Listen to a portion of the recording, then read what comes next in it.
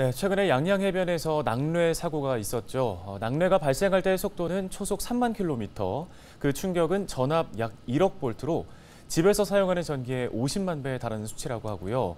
낙뢰가 지나는 곳의 온도는 태양의 표면보다도 4배나 뜨겁다고 합니다. 특히 6월에서 8월 사이에 낙뢰 발생이 집중되는 만큼 요즘 같은 때에 더욱 각별하게 주의를 해야겠습니다. 네, 보다 자세한 내용을 강원기상청 황순남 예보관과 함께 짚어보겠습니다.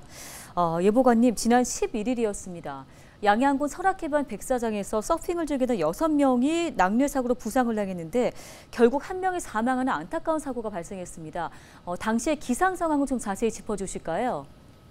예, 대기상청에서는 한반도 북쪽의 저기압이 계속 정체된 가운데 우리나라는 그 가장자리를 따라 차고 건조한 기압골의 영향을 받았고, 대기 하청에서는 강한 햇볕으로 인한 대기 가열과 따뜻하고 습한 남풍이 불어들면서 대기 불안정이 강화되었습니다. 이에 따라 강원도는 천둥 번개를 동반한 시간당 30mm의 매우 강한 비가 짧은 시간 내렸고요. 일부 지역에서는 우박이 떨어지는 곳도 있었습니다.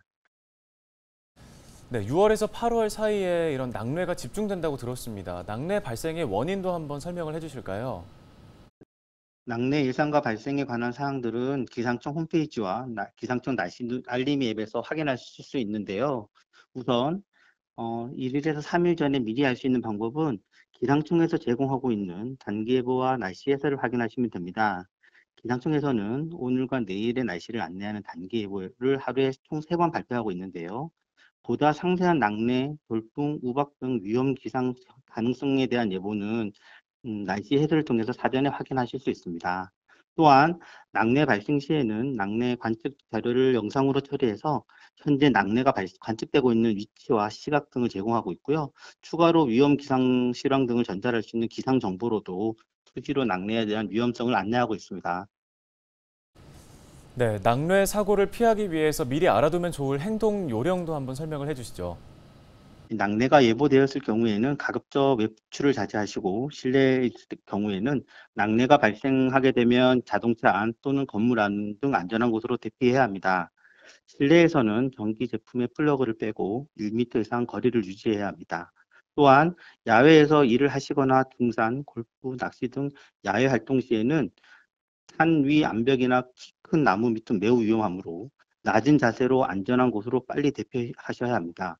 또한 등산용 스틱이나 골프채, 우산 같은 긴 물건은 몸에서 멀리 하셔야 됩니다.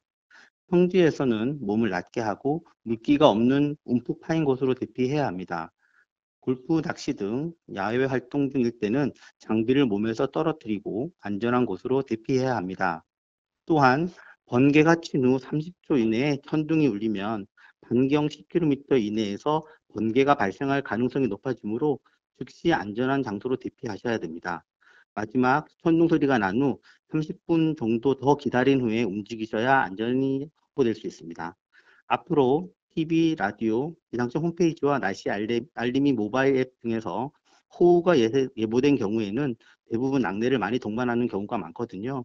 따라서 사전에 거주 지역에 영향을 주는 시기를 파악하고 낙뢰가 발생하기 전에 피해 예방을 위한 사전 조치를 하여 주시기 바랍니다. 네, 도움 말씀 여기까지 듣겠습니다. 강원기상청 황순남 예보관이었습니다.